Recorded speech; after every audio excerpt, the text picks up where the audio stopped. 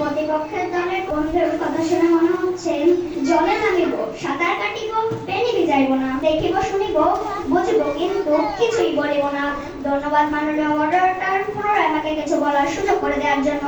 আমি বলতে চাই আসলে এদের সমার্থক হচ্ছেন আসল, খাঁটি ইত্যাদি ইত্যাদি, আর এর বিপরীত শব্দ হচ্ছে নকল। এখানে বিদ্যালয় নয়, পরিবারকে আসল শিক্ষক বলা আছে। আমি এতে একমত। আমি এখন পঞ্চম শ্রেণীর বাংলাদেশের বিশ্ব পর্যায়ের বইয়ের একটি ছক উপস্থাপনা করছি, যেখানে 32 সংখ্যা ছাত্র 81%, ছাত্রী 84%, ঝরে পড়ে ছাত্র 32% এবং ছাত্রী 34%। পঞ্চম শ্রেণীতে উত্তীর্ণ কিছু ফলাফল ভালো নয় এমন ছাত্রী 25%, ছাত্র 25%, ছাত্রী 28%।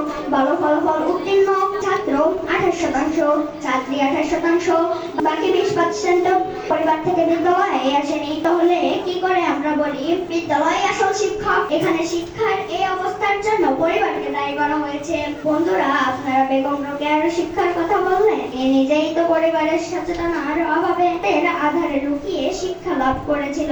শিক্ষার প্রয়োজন আছে বলেই তিনি অনেক পরিবারকে বুঝিয়ে শিশুদের শিক্ষার ব্যবস্থা করেছেন।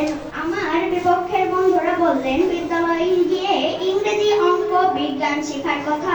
এই শিক্ষা কি জীবনের আসল শিক্ষা? মানুষের মতো মানুষ হও, বড় অফিসার হয়ে মা বাবাকে বৃদ্ধাশ্রমে রাখার নামে কি মানুষ হওয়া? এখানে আমি কবির ভাষায় বলতে চাই, যে জন বঙ্গে জমি হিংসে বঙ্গবাণী, সেজন কাহার জন্ম নির্ণয় না জানি। মাননীয় মডারেটর, পরিশেষে আমি বলতে চাই, একটি গাড়ির ড্রাইভার যদি সচেতন না হয় তাহলে দুর্ঘটনায় পড়ে ভেঙে যাবে গাড়ি, মারা যাবে যাত্রী। তেমনি একটি পরিবার যদি সচেতন না হয় তাহলে থাকবে না বিদ্যালয়, রইবে না ছাত্রছাত্রী।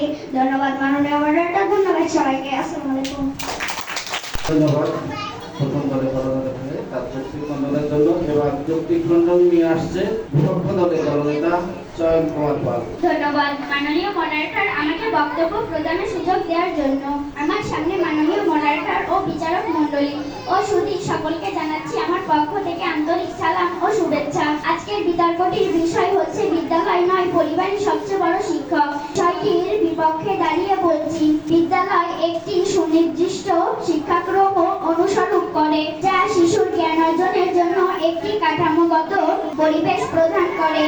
বিদ্যালয়ে বিশেষায়িত শিক্ষক থাকেন, যারা বিভিন্ন বিষয়ে গভীর জ্ঞান সরবরাহ করেন এবং নির্দিষ্ট লক্ষ্যে শিক্ষাদান করেন। বিদ্যালয় একটি বৃহত্তর পরিমণ্ডল, যেখানে শিশুরা অন্যদের সাথে মিশে এবং প্রতিযোগিতা করে, যা তাদের সামাজিক দক্ষতা বাড়ায়। বিদ্যালয় বিভিন্ন ধাপের অভিজ্ঞতা ও সুযোগ প্রদান করে, যা একটি শিশুর সামগ্রিক বিকাশের জন্য অপরিহার্য। আধুনিক ও মানসম্মত শিক্ষা প্রদানে বিদ্যালয়ের ভূমিকা অপরিসীম, যা পরিবার এককভাবে স্বরূপ করতে পারে না। তাই আমি দৃঢ়ভাবে বলতে পারি, পরিবার নয়, বিদ্যালয় সবচেয়ে বড় শিক্ষক। ধন্যবাদ মাননীয় মডারেটর ও বিচারক মণ্ডলী, ধন্যবাদ সবাইকে। আশা করি পক্ষ দলের বন্ধুরা তাদের প্রশ্নের যথাযথ উত্তর পেয়েছে।